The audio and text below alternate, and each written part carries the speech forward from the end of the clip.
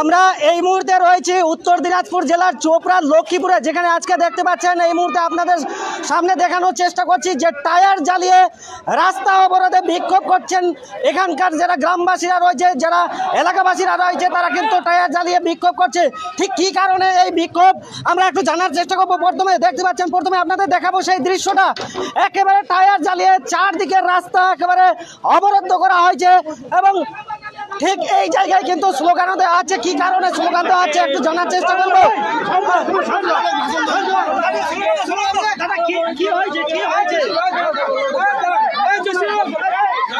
একটা মেয়েকে মারা হয়েছে, কাটা মারা হয়েছে, ওনারা না কথা বথা হয়ে গেছিল।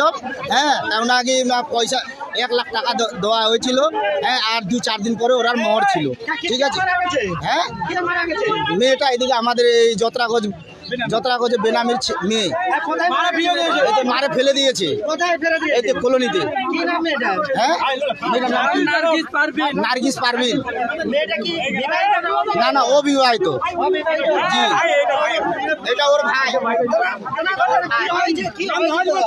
দাদা এই যে প্রায় 1.5 মাস আগে ওর যেন কলেজ থেকে আসছিল, ও সনবাই হয়, এক তরফ থেকে সনবাই হয়, তো বলছে বাইকে চড়ো নিয়ে যাব। এবারে যদি ওইখানে অনেক কিছু হয়েছে, ওগুলো পরে বাধা হয়েছে, তারপরে যদি এখানে গিয়েছি আমরা, ও মেয়ের বোন বলেছে আমি দায় নিচ্ছি, দানের বাদ করো, আমি বিয়ে দিব। 7 লাখ টাকা বাদ করে 3 লাখ টাকা আমরা ক্যাশ দিলাম। বকরিদের একদিন আগে ক্যাশ দিয়েছে 3 লাখ টাকা, 4 লাখ টাকা বাকি আছে, বলছে আরো ক্যাশ দিতে হবে। আমি তাতেও রাজি আছি। কলোনি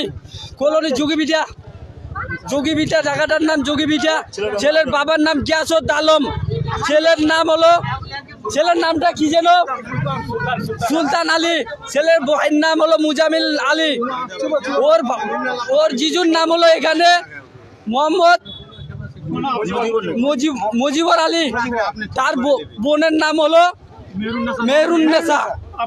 এরা সবাই মিলে 5 জন মিলে মারেছে। এটা আমাকে খবর মিলেছে, 5 জন মারেছে। ফাঁসি করে কাটাকাটি করে মেরেছে, এগুলো কাটে দিয়েছে। পরশু রাত্রে কল করেছিল, আমরাকে কাউকে বলে যাইনি, বলেছে তোর বাবা আমাদের এখানে মানে না, আমার বাড়িতেও মানে না, খিজিবি আলাদের উপর মানে না, আমরা বাইরে নিয়ে চলে যাব, ওইদিকে কোর্ট মিস করে থাকবো, এই হিসাবে বুলাইছিল। তারপরে মেয়েকে যখন এখানে রাস্তায় উঠেছে, মুখ চিপে নিয়ে গিয়েছে। অনেক লোক বললো যে আওয়াজ হয়েছিল কোন দিক